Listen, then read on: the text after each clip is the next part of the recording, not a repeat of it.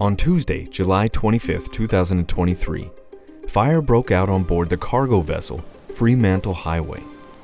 The Dutch Safety Board has investigated how the emergency response to this incident was handled, as the response was slow to get going.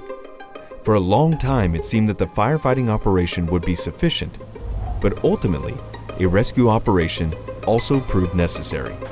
The main conclusion of the investigation is that the Coast Guard must be better enabled to respond quickly and effectively to emergencies at sea.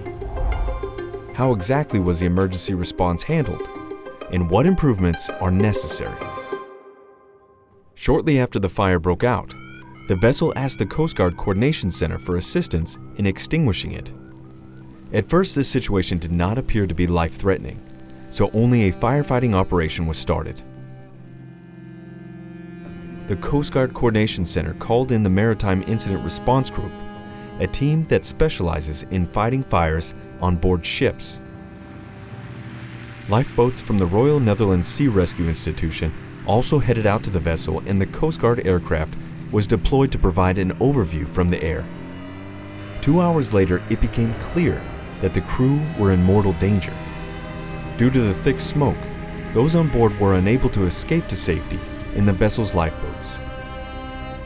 And since at that point there were no search and rescue helicopters at the scene, 7 people jumped overboard.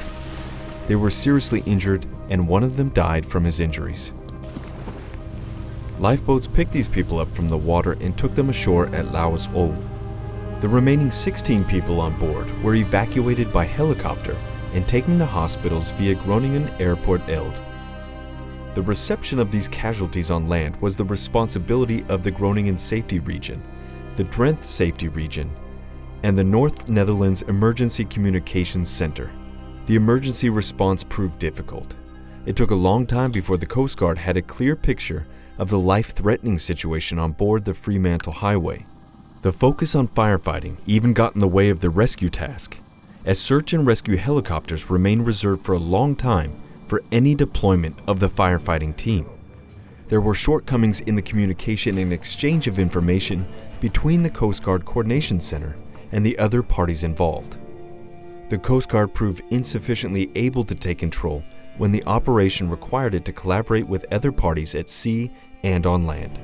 The Dutch Safety Board has already pointed out these problems in the past, but despite a few improvements, the system remains vulnerable. What is needed to improve the response to an emergency?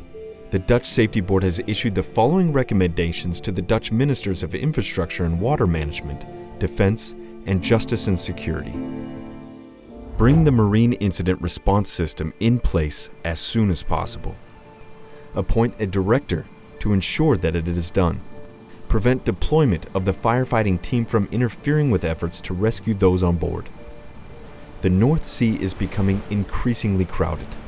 That means a greater risk of complex incidents.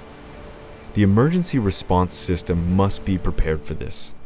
To find out more, go to safetyboard.nl.